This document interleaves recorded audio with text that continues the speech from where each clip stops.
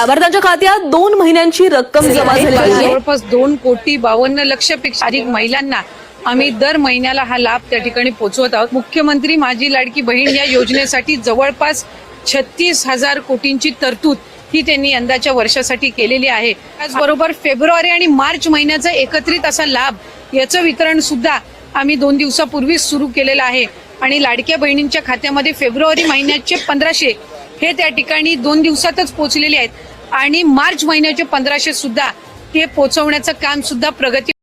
सर्वप्रथम सर्वच लाडक्या बहिणींना सांगू इच्छितो, मार्च आणि एप्रिलचा हप्ता एकत्र येणार आहे अशा अनेक बातम्यांना आपण सोशल मीडियावर पाहत असतो। ही बातमी लवकरच आपल्यासाठी गोड बातमी येईल, कारण या 2 दिवसामध्ये लाडकी बहीण योजनेचा GR येण्याची शक्यता दाट आहे आणि GR आल्यानंतर लवकरच आपल्या खात्यावर हे 2 हप्ते जमा होणार आहेत। हो लाडक्या बहिणींनो, तुम्ही जर आमच्या चॅनलवर नवीन असाल तर प्रथम चॅनलला सबस्क्राईब करा। जाणून घेऊया काय बातमी आहे ते।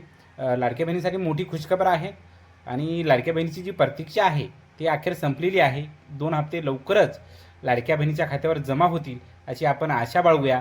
मार्च आणि एप्रिलचा हप्ता गेल्या वर्षी पण एकत्रच जमा झाला होता आणि यावर्षी पण ते लवकरच एकत्र जमा होईल अशी अपेक्षा आहे आणि प्रशासकीय स्तरावर तशा हालचालीला पण वेग आलेला आहे।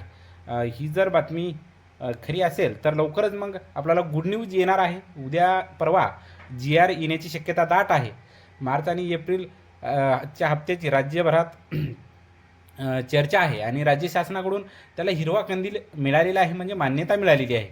लवकरच आपल्याला ही दोन्ही हप्ते राज्य शासनाकडून DBTद्वारे आपल्या खात्यावर जमा होणार आहेत आणि अतिशय लाडक्या बहिणीमध्ये आनंदाचं वातावरण आपल्याला दिसत आहे।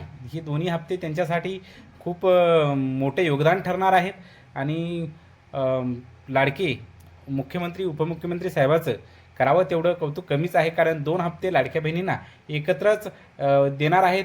लाडक्या बहिणींनो, KYCची अपडेटसुद्धा मी सांगू इच्छितो। तुमची EKYC अपूर्ण असेल तर ती 30 एप्रिलपर्यंत तुम्हाला पूर्ण करून घ्यायची आहे, कारण 30 एप्रिल ही EKYC करण्याची शेवटची तारीख आहे। तेव्हा तुम्हीही आपली EKYC पूर्ण करावी, तरच तुम्हाला मार्च आणि एप्रिलचा हप्ता तुमच्या खात्यावर जमा होईल।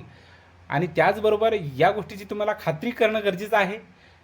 तुमचे खाते आधार कार्डशी लिंक आहे का हे तपासून घ्या। बऱ्याच महिलांचं असं होतं की खाते आधार कार्डशी लिंक नसतं आहे आणि हप्ता का पडला नाही अशा तक्रारी लाडक्या बहिणीकडून येत असतात।